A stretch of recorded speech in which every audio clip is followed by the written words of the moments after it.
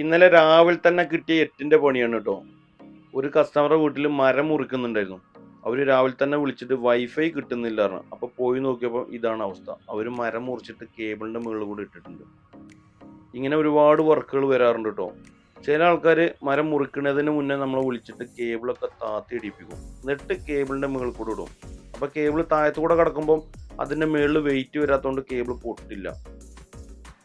ചില ആൾക്കാർ നേരെ തിരിച്ചാണ്.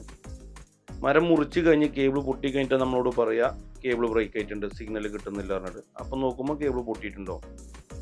അതേപോലെ ചില മരം മുറിക്കുന്ന ആൾക്കാർ നമ്മൾ വരുന്നതിന് മുന്നേ തന്നെ അവർ അഴിച്ച് നിലത്തിട്ടൊക്കെ സെറ്റാക്കിയിട്ടുണ്ടോ, നമുക്ക് സേഫ്റ്റി ആക്കിയിട്ട് അവർ മുറിക്കുള്ളൂ. ചില ആൾക്കാർ അങ്ങനെയല്ല. ചില ആൾക്കാർ അവർക്ക് തോന്നിയ പോലെ മുറിച്ചു പോകും.